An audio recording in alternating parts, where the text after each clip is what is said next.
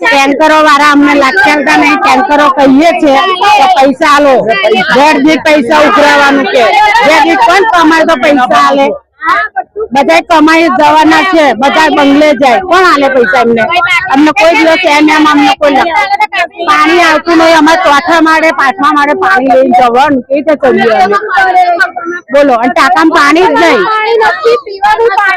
કેવા જે આવીશું આવીશું વાત જોતા તો બધા અહીંયા આવે છે, બધી જ કરેલી છે સાહેબ,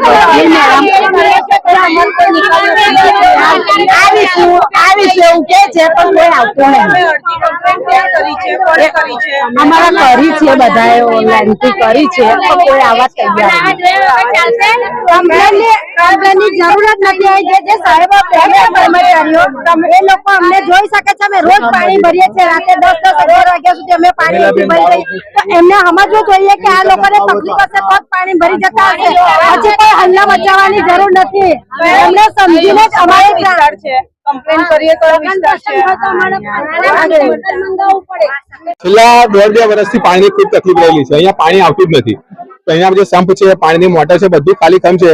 બરાબર 8-8 વર્ષથી અમે રહ્યા છીએ. કોર્પોરેશનનો કોઈ માણસ અહીંયા આવીને કોઈ પણ પ્રકારની સેવા કે સગવડ પૂરી પાડતા નથી. અમે જાતે ત્યાં અરજીઓ પણ આપેલી છે, કમ્પ્લેન પણ કરેલી છે, ઓનલાઈન કમ્પ્લેન પણ કરેલી છે, પણ એનો કોઈ નિકાલ આવ્યો નથી. અચ્છા, હવે જે ચૂંટણી પદ્ધતિ સ્થાનિક સ્વરાજ્યની બરાબર છે, તમારે કોર્પોરેટર છે તમારે અહીંયા આવ્યા હતા? ના, આજે સુધી કોઈ કોર્પોરેટર અહીંયા આવ્યા નથી. ચૂંટણી પ્રચાર માટે પણ નથી આવ્યા.